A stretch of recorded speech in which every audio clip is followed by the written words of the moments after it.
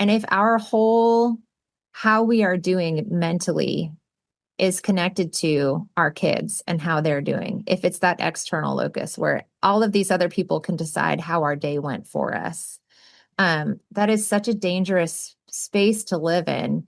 I remember as a kid going on the airplane and how they talk about, like the parents have to put the mask on first. And I always thought like, that doesn't make any sense. Like the kids can't reach it. Help the kid. Like they help the kid first. But as an adult, it really does make more sense. We can't be the caregivers we need to be. We can't create the kind of safe home environment that they need to flourish if we are not doing okay. Welcome to Season 2 of ADHD Difference. I'm your host, Julie Legg, ADHD advocate, author of The Missing Piece, A Woman's Guide to Understanding, Diagnosing and Living with ADHD, and an unapologetic doer of many things. This season, we're turning up the volume with a global lineup of brilliant guests, bringing their lived experiences, insights, research, strategies, and resources. And of course, along with a healthy dose of humour and humility.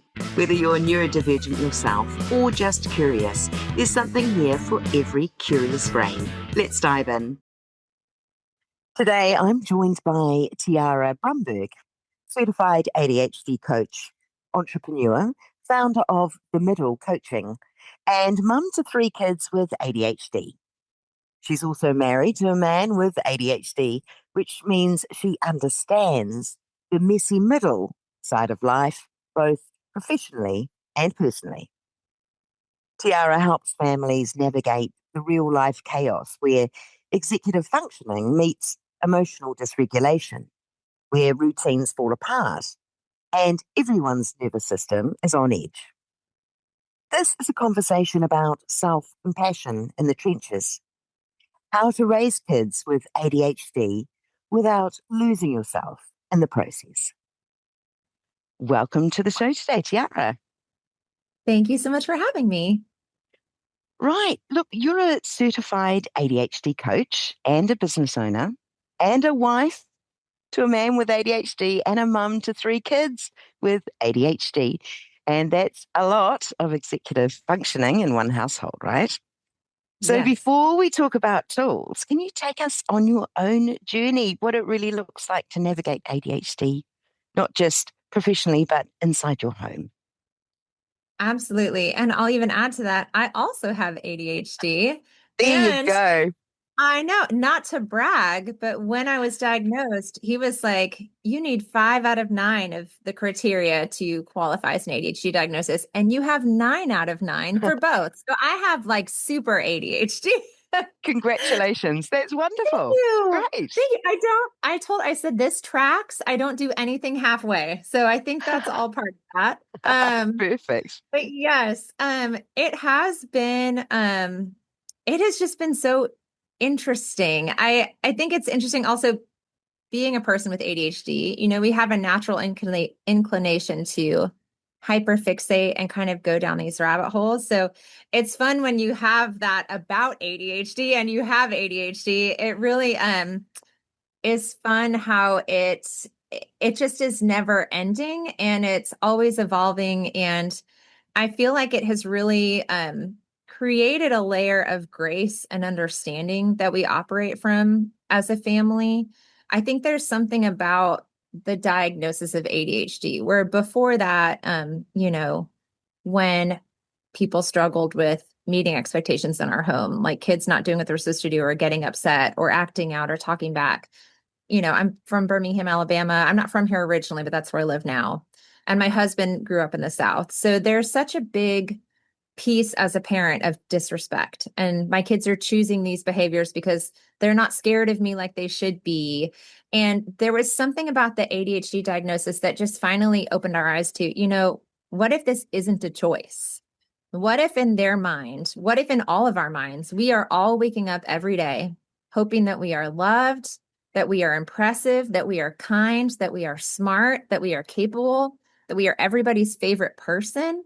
And then ADHD gets in our way, not because we don't care or we're not trying hard enough, but because sometimes with all of that, I think we have bigger goals for ourselves even than other people have. Um, so just operating from that kind of mentality of if somebody disappoints or doesn't meet expectations, doesn't do something, thinking about that from a position of curiosity. Well, when I asked them to do it, was I clear? Did they understand the directions?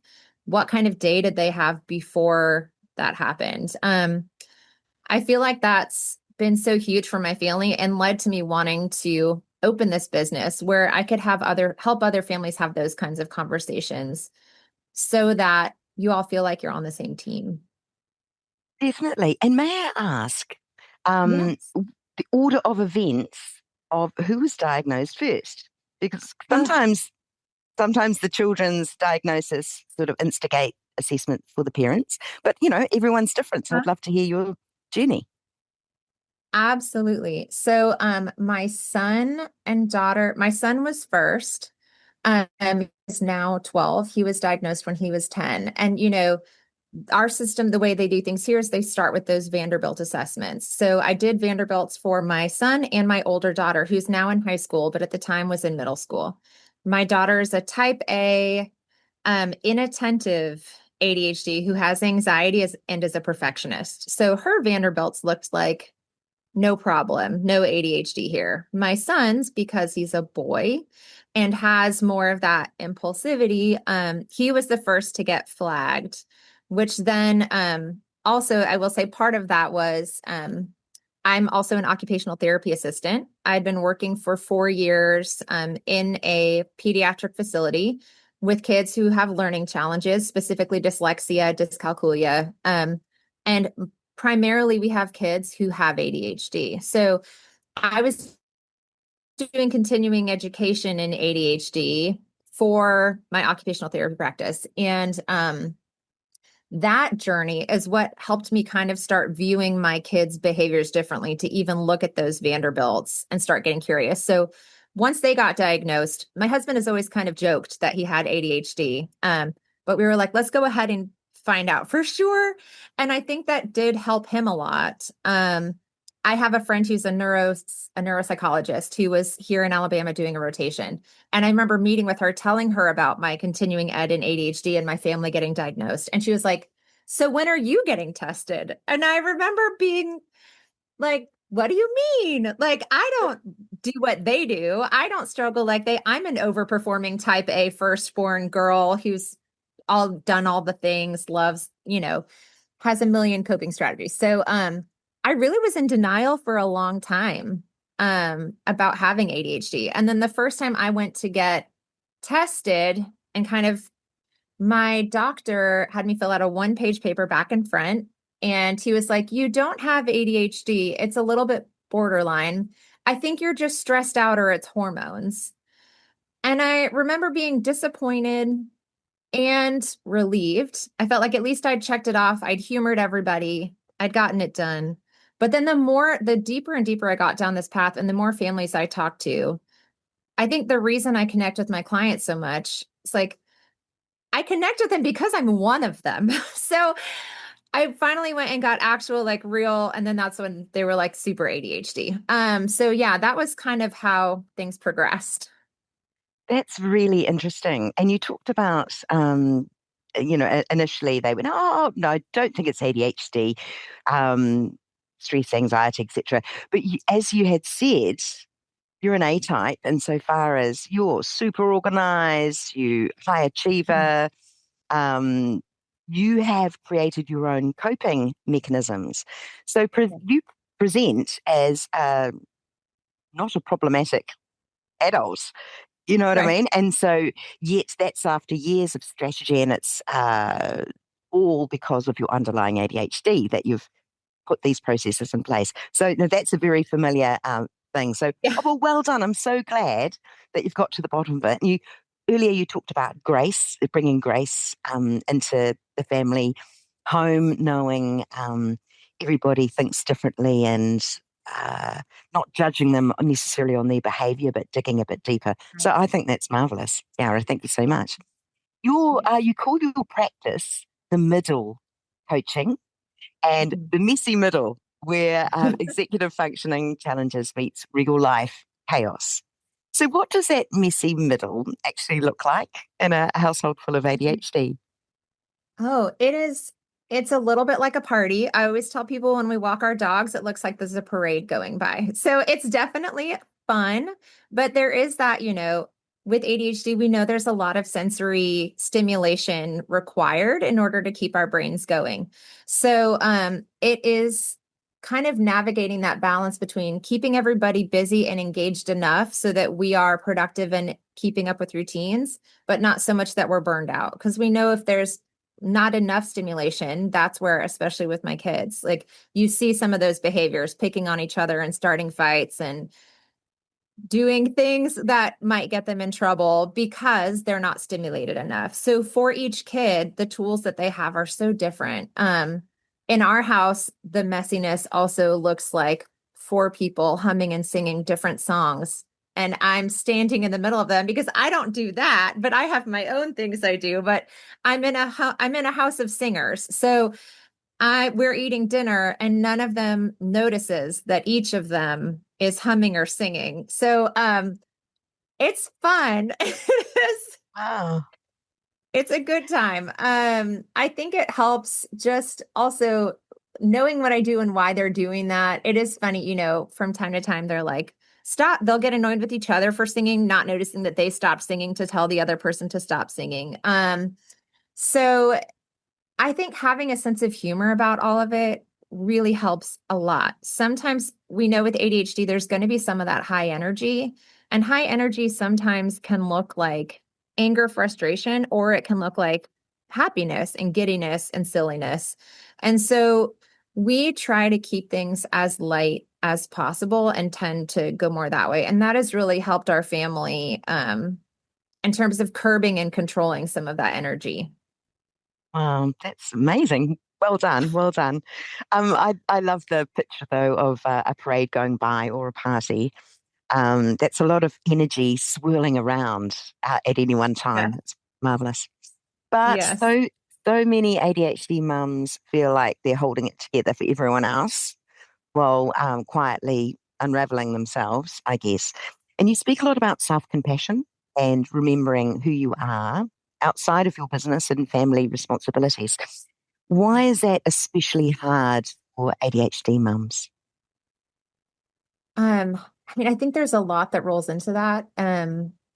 We know, growing up, especially for people who were later diagnosed and maybe didn't know that was what was going on, or even people who know earlier, there's so many more microcriticisms for us Mm. when you have ADHD. And we are very aware of our shortcomings and the places that we fail and that we miss the mark with people. And we are really good at remembering all of them in great detail and replaying them over and over again. So I think there's that piece of always feeling like we need to do more than what we're doing. And that kind of, I have all this energy, therefore it means I need to be producing all the time and doing something and staying busy. I think also a lot of people with ADHD, I know myself included in several of my clients, we do have all this creative energy. So it's very aspirationally focused,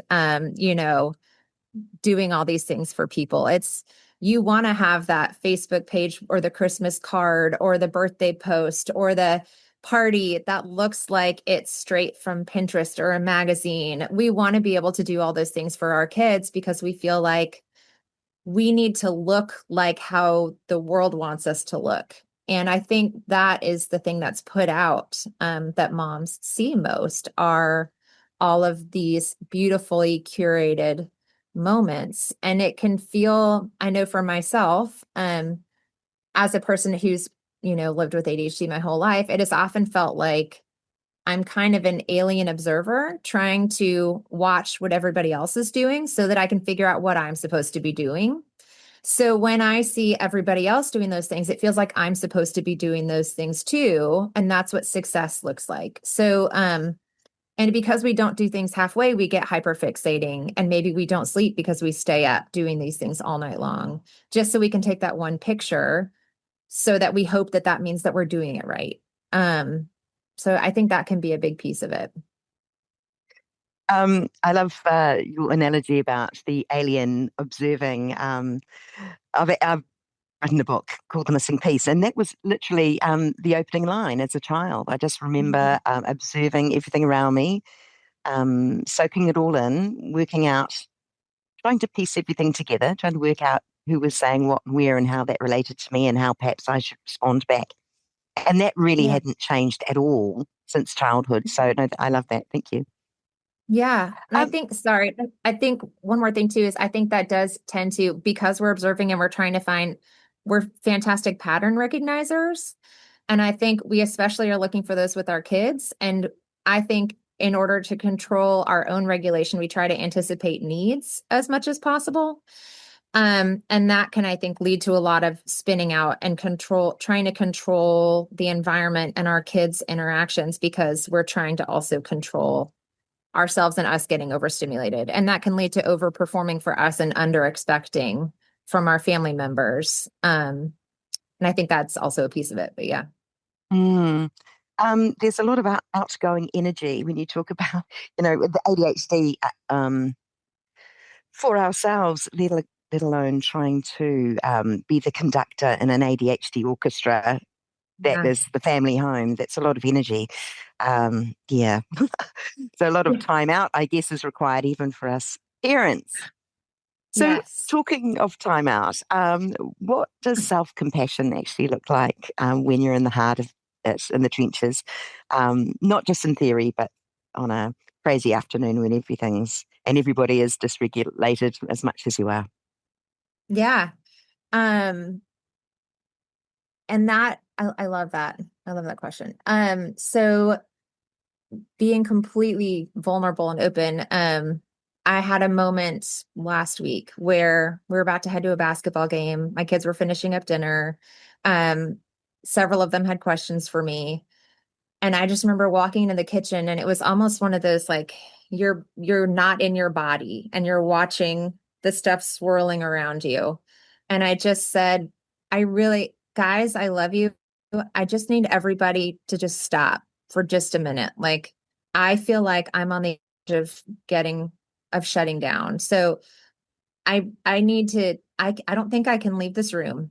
So if you can be quiet, you can stay. If you need something from me, write it on the whiteboard. And then I sat in a chair and I put my head between my knees and I held my son's hand and we took 3 deep breaths together and they were just quiet with me while I was quiet. And then I lifted my head up and I took another deep breath and I said, okay, I love you guys. Sometimes I just need a minute because it is a lot. Sometimes it's a lot. And I try to be very real with them because I know they're going to grow up to be adults with ADHD who may find Mm. themselves overwhelmed with their families. And I want them to feel like it's okay sometimes to tell people what you need and to show that you're not a perfect robot human. So that was a really beautiful reset for me. And I know they kind of stayed quiet while we walked out to go to the basketball game. And then my son later that night said, if there's anything I can do to help, just let me know. It's like, it's very sweet. That is very sweet. Sorry, I've got little glassy eyes at the moment. That was really beautiful and showing our vulnerability in such a kind way to our children. And as you said, they have to learn. They're going to be adults too, and it invoked some real mindfulness and thoughtfulness on their behalf too. So what a beautiful moment. Yeah. Thank you for sharing that. I really appreciate that. Sure. You specialize in making executive functioning tangible. So you use visible tools and checklists and real world systems. So, what is a tool that has genuinely shifted the dynamic in your home? Whiteboards, I love them. I have found for me, I know this is true, but I'm not going to say everyone with ADHD. A lot of my clients with ADHD, this has helped them all. Um, my brain has 4,000 tabs open at a time. So when I'm shifting between tabs and figuring out which tab I need to do next and what order to do things, and then someone comes up and says, "Have you seen my Crocs?" It is the quickest way to send me into a tailspin because I almost had it figured out. And now I've got to try to retrace and figure out where I was in my thinking and where their Crocs are. So, one thing that has helped is that whiteboard system. So when my kids there's something that they need from me. Now with the Crocs example, my kids now know if they ask me something like, where are my Crocs? My answer back is going to be, where do you think you should look to find them? So I really have one thing we've done proactively is we've gotten rid of all the fairies in our house. So the fairies that would refill water bottles and the fairies that would bring everybody's water bottle to the park, the fairies that put all the shoes away, the fairies that line up the backpacks and plug in the Chromebooks. We had a going away party. They were exhausted. And so they're not here anymore. So the kids put their own dishes in the sink. They put their own shoes away. If they've misplaced their Crocs, they don't have Crocs. So we've got homes for everything. So that specifically wouldn't happen, but in general, random questions that can throw me off. They need new shoes for something. They need a field trip permission slip signed. They write it on a whiteboard for me if they need me to do something. And then I get to go to the whiteboard when I have a moment, and then that's when I'll come and talk to them about it or order a thing from Amazon or set up a time with them when we are going to talk about it.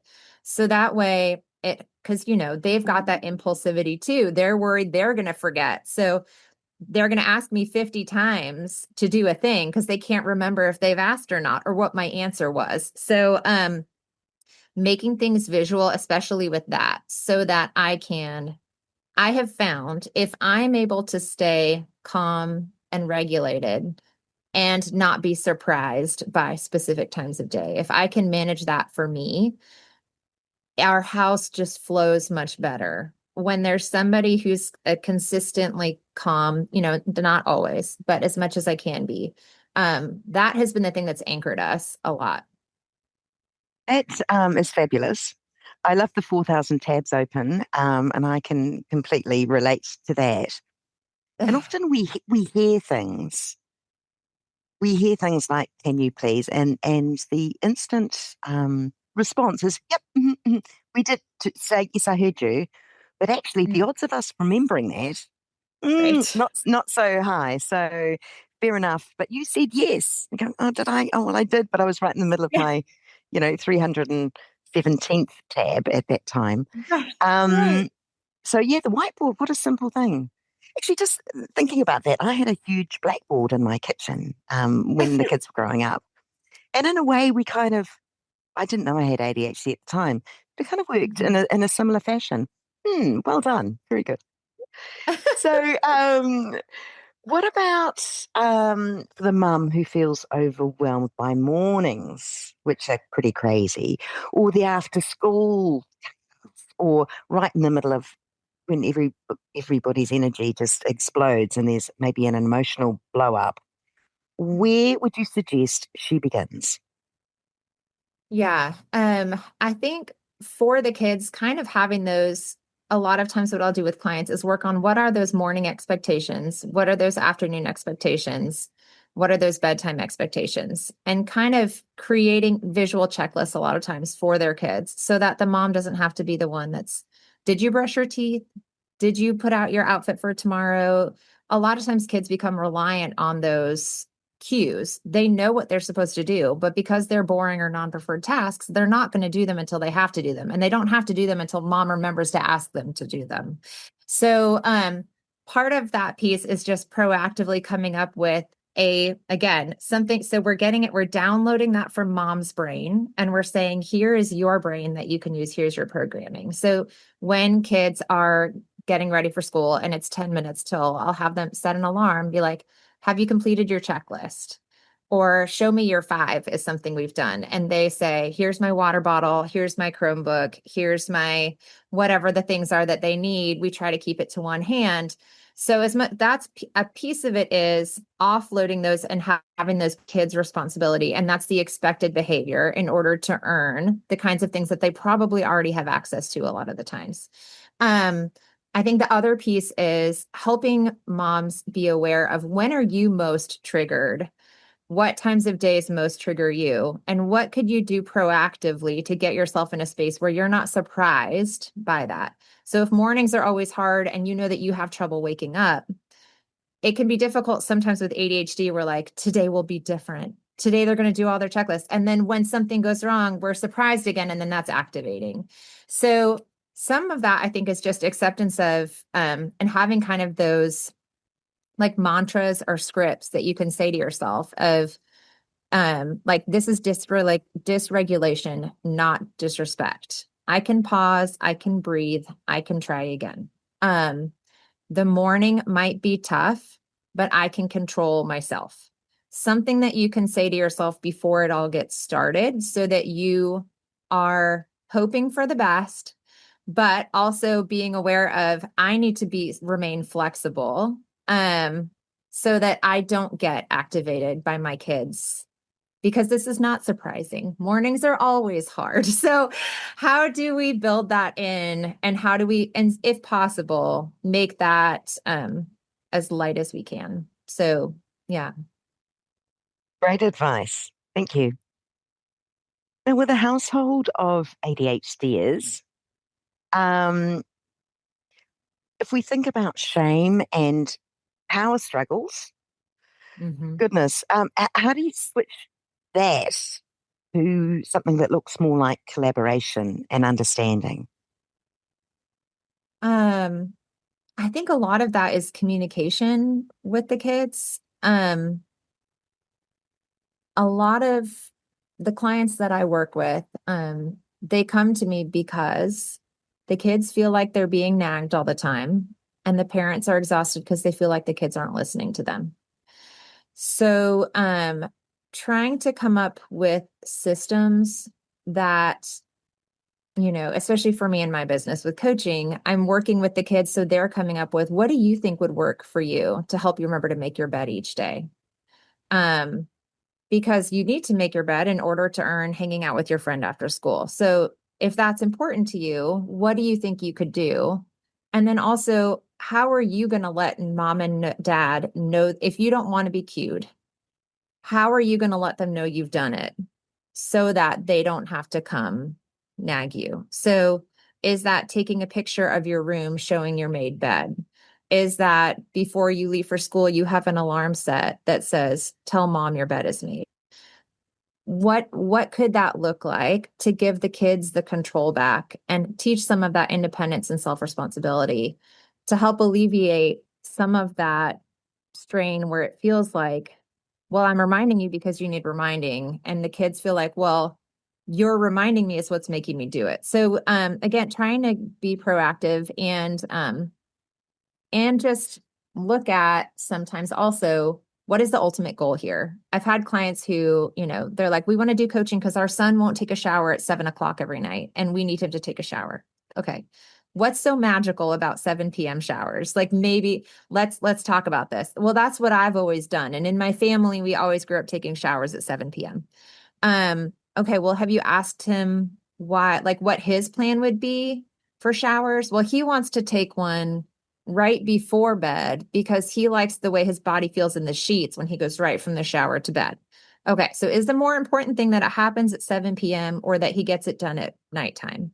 So also sometimes clarifying, do you both actually want the same thing, but we're focusing too hard on the how it's happening? Mhm. Where is the kind of disconnect here, and what's the ultimate goal we're working towards? That makes perfect sense, and it's giving the child as they're growing older, as you said, more independence. Because, and I was chatting to a guest couple of episodes ago about how important it is teaching independence or allowing this independence to grow.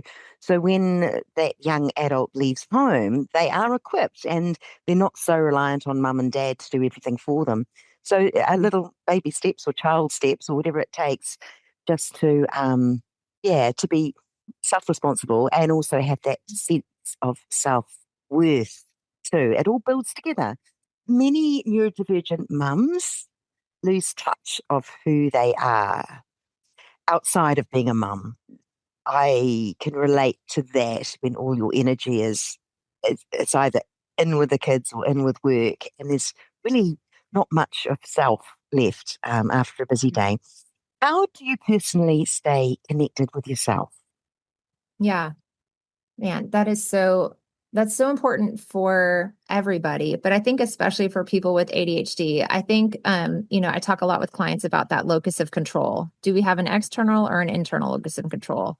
And if our whole how we are doing mentally is connected to our kids and how they're doing, if it's that external locus where all of these other people can decide how our day went for us, that is such a dangerous space to live in.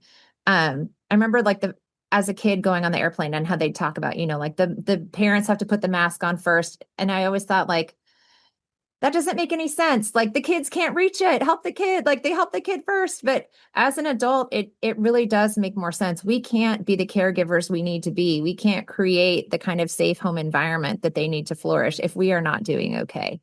So that is a big piece that I work on with my clients is how do we move that internally? How do we give you more control and say over how you feel? What goes into that for you? At the end of the day, when you look back and you play that tape back, what were the biggest pieces that make you feel like it was good or bad? Or so for me, I need to have something that's challenging for me that I'm working on. I need something that's hard so that I can remember that I can do hard things that completely rely on my effort, my time. So I have gotten really into walking, but because I do everything extra, I can't just go for walks. So I do these 20-mile hikes that they do in states all over the US. They do them in state parks, and it's wonderful. It really helps me to have that investment piece of I've paid for this event. It's on this day. So now I can work backwards from there. What do I need to do to prepare myself? So how does that look in terms of prioritizing my time? It's probably going to be a 3-month training process to do something big and hard like that. So that's at least those 3 months where I'm being intentional about setting aside time to go on those short walks that my kids can even come on with me. I'm making sure I'm doing exercises, again, that my kids can do with me, but those things are my kids see me working towards a goal. They see me chipping away at it day by day. And I love that it models that for them, but it really also gives me that opportunity. I get to do long walks. I get to listen to audiobooks. I get to be in nature. So it also fills my regulation tank every day, just being outside. So that has been something that I have found that I really enjoy. I used to do 5Ks or 10Ks, but some kind of physical challenge that are off in the distance, and also having some of that financial investment in it. I've bought new shoes or I've done something to help me commit. So it feels like it's somebody else telling me to do something, which is always easier to do than me trying to tell myself to do something. With your ADHD coaching, you must see lots of clients all the time in different situations. But in your work right now, what feels most energizing or meaningful for you? um, it's man, I love what I do so much. I do. I love what I do so much. And um in general, just being trusted and invited into these families where they are open with me and we get to be creative and come up with ideas of things that help support them um, is so fulfilling. But even more lately, I have found I've had a few clients who have been sad, just get overwhelmed, especially with kids. A lot of my clients, there's older ones who are more dealing with academic stuff. How do I turn things in on time? How do I manage that? And then I have some younger ones who have more of that emotional regulation piece where parents are hearing from the school consistently, your kid is doing this wrong, your kid is doing that wrong. They feel like they're failing as a parent. And I've had a couple lately who've cried on phone calls, just feeling like alone and like they're not fit and not able to do what they need to do for their kid, and they're not the right parent for their kid. And these are women, and both of them just within the last week were apologetic. Like, I'm sorry I'm wasting your time. I'm sorry I'm spending our time doing this. We should be working on something, talking about something. And that's kind of going back to, I told both of them, it goes back to the name of my business. I want you to invite me in to the space where you actually need help and support. That is where I want to come help you. We don't need to worry about him studying the right way for a test if you guys are not okay. So being trusted and to support women and help them see that they are not alone, and creating a community like that, that just, there's a lot of us in this messy middle together. um, and that there's support and there's help. And that has been really beautiful and impacting to me lately. So, yeah, I've been going to IEP meetings, just sitting there quietly, not contributing, just as another set of ears. Um, I just really genuinely want to help. I know how hard this road is, and I know how confusing and complicated it can be navigating it. And just being allowed to help walk that with people has been really beautiful. Well, I think you're in the right career, Tiara. I think, when you're that passionate about helping and getting such a buzz from, seeing change and being needed and loving it. It's a beautiful bubble, really. It's great. So I wish you very, very well with your coaching. You Thank sound you. like a great coach to Thank come you. to in a time of need for sure.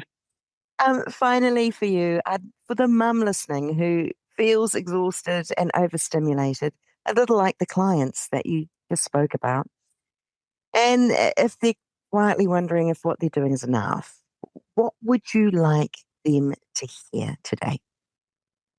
Um, you are enough. You are specifically designed to be the parent. I'm going to cry. Your kid is not your kid by accident. The ways that you struggled that butt up against the ways that they struggle can make it hard, but it also makes you the best person to help them navigate that. And you don't have to feel like you have to do it perfectly. Um, Talk through it. Sometimes the first thing we do or the first thing we say is not the right thing. And modeling that that is okay and making that repair is a beautiful gift to offer your kids, of showing them that, just the things we do aren't permanent for the most part. And there's always opportunity to try a different way. And also there's seasons. Sometimes it looks like success looks like drive through at 9 o'clock at night and nobody getting out of their pajamas on a Saturday. And sometimes it looks like getting help because, your kid is about to go to college and maybe we're working on, nitpicky things that feel nitpicky, but really are important. You got to do what you need to do for your family. It's not about perfection. It's about progress and just being a human. Don't put so much pressure on yourself. Thank you so much. Such lovely, wise words and perspective. And you've been a joy to have on the show today, Tiara. Thank So you. thank you so much and wishing you all the very, very best. Thank you so much for having me. You are a fantastic host and I love hearing about your experience as well. So thank you for sharing that with me.